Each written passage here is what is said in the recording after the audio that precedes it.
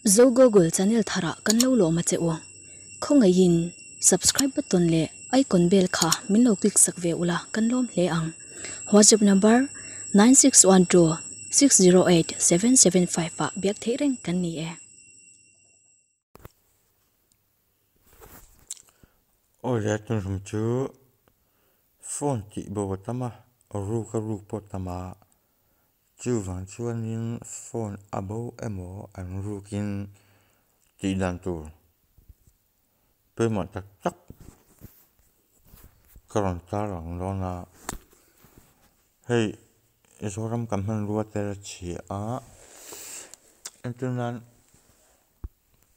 police FIR se lu la ati ngai na vak an relawang entunan suspect sa chiang taka ineya amma ni an dop tên ngót lậu chuồn anh bác rầm pa á anh nghe anh device rầm pa á chỉ đã khó rầm pa khăn này lém là vã anh mà chú khó về chân cang dễ lạ thì là ya chứ bà khát tên có một đón anh này phone thì bố tu tết ta ná trăng cài thì mắc mọ thì cần chụp bụi chú nào he video description a hianin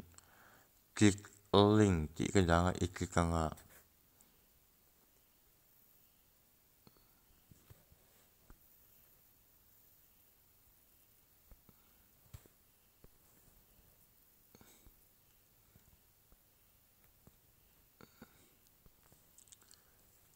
in paste ani ka paste ani nanin description a link hai click anga browser nin open anga chuanin ka block in lut anga download ro ti hin click ang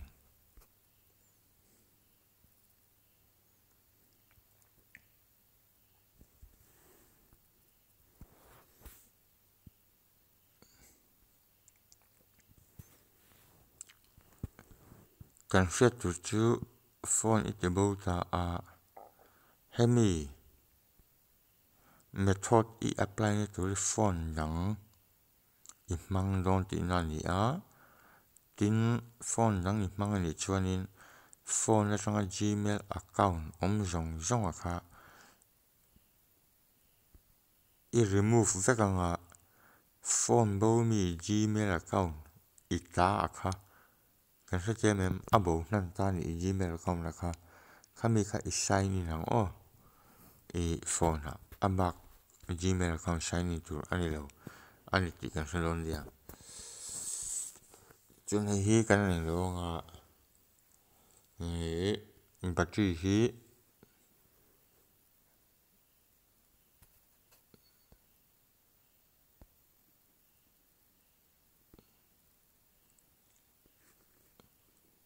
$64 ani ya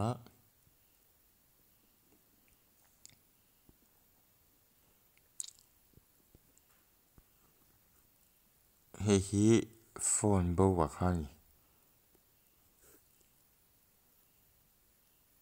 an click la Google Map mangin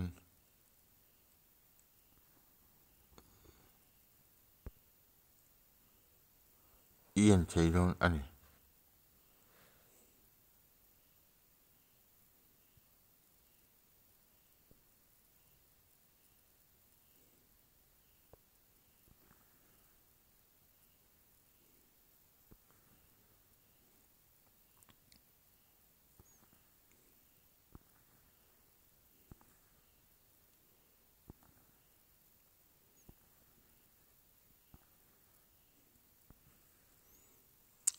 asenga hi phone bo khani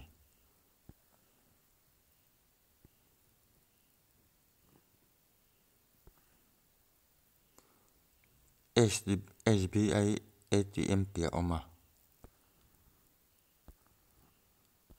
han in thei ang tok tok han lun zoom ta ula chúng hết đi lại chúng cang mình cái là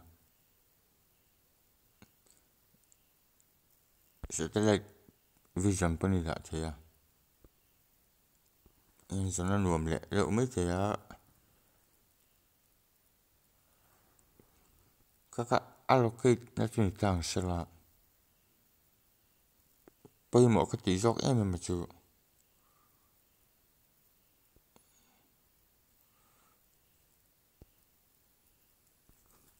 option pakhat option pahi pathum pali omani play sound ni kan ki kanga sim card phoi vek ko ma sela gmail account kha anla in sign in a phone ba wan sign in a phone and fast ni ngot lo chuanin sim card phoi ma sela avaring vek thei ani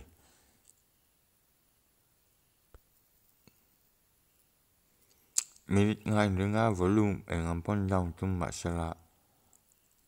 a down thei lo ni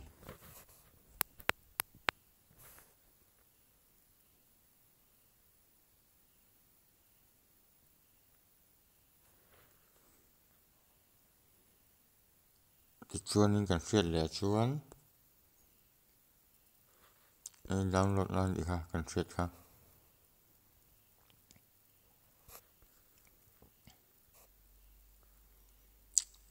secure account ti oma kan lut la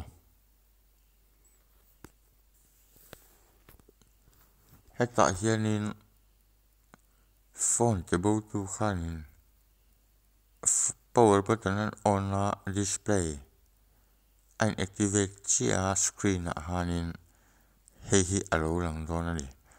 e message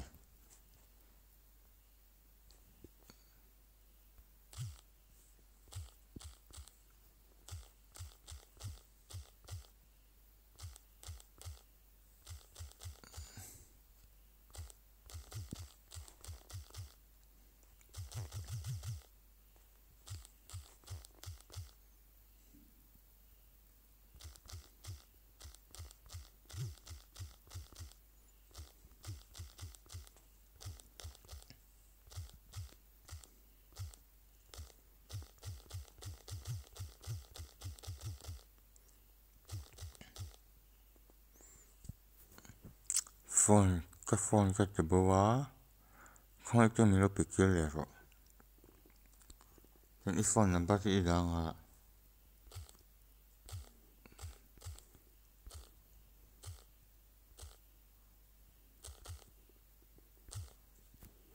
an call ti ni tu chamo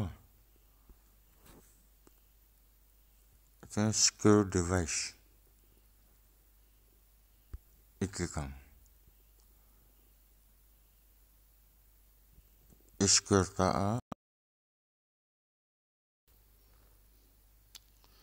ti chuanin a hnuai bera erase device ti oma an kika